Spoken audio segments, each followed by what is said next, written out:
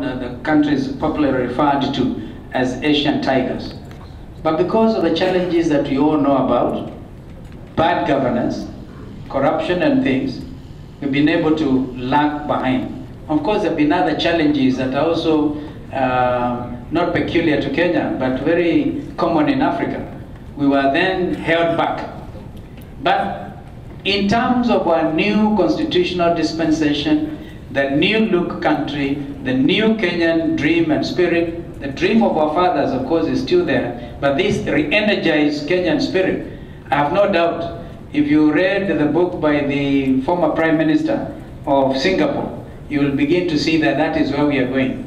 Mheshimiwa, in fact, if I could ask you a question, because this was asked to me in Boston. We have the largest dumping site in Dandora, and you are an MP in Nairobi. If you take an helicopter or something, or because it comes out very badly when you're in an helicopter, where this place where we had an accident near the pipeline, and we lost some people there, that dump site, place called Sinai, it looks terrible.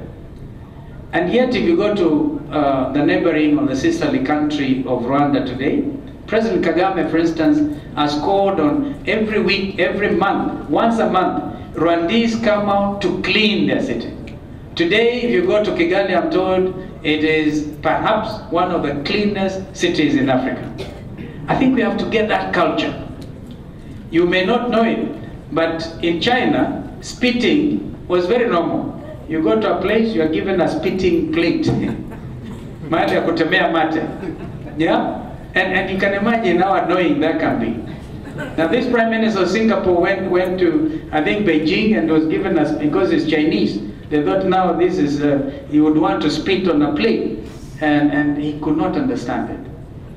That had to be gotten rid of, eventually. So we have to change some of those things that are an eyesore, to make the city of Nairobi be what it used to be. The intention, we used to say, the green city in the sun. But now, it is green, all right, with a lot of flash floods sweeping across and causing a lot of infrastructural damage. But I think we have to make it really clean. When I was growing up, a question that was asked in primary 8 was, which is the cleanest town in Kenya? The answer was Nakuru. Yes. I wonder whether that is still the case. No. So some of these things we must go back to, because we all become very busy, struggling endlessly against all manner of odds, and then we don't even look after the environment. Everybody today is stressing the green economy. I'm carrying a message from President Kibaki to President Obama, because they're going to meet next month in Rio, in Brazil. And all we're saying as countries, Kenya, is we want to have the mandate of UNEP strengthened. I can tell you for a fact that I saw the then Secretary General of the United Nations, Kofi Annan, and told him we didn't want to lose Nairobi as the only UN headquarters in Africa, and indeed in the whole of the third world, because there's a lady called Elizabeth Dosdewell from across the neighbor in Canada, who was the director of UNEP in Nairobi after Mustafa Tolba, if you remember that history. And she wanted to remove UNEP out of Nairobi.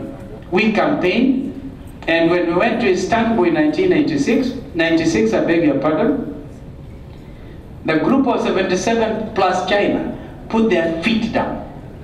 And that is how UNEP remained in Nairobi. Subsequently, even after I left Foreign Affairs, came to Kofi Annan, whom I had met that time, came to Nairobi and actually announced that UNEP was not only to remain in Nairobi, but it was going, Nairobi now was converted to become a UN center, just like New York, Geneva, and Switzerland.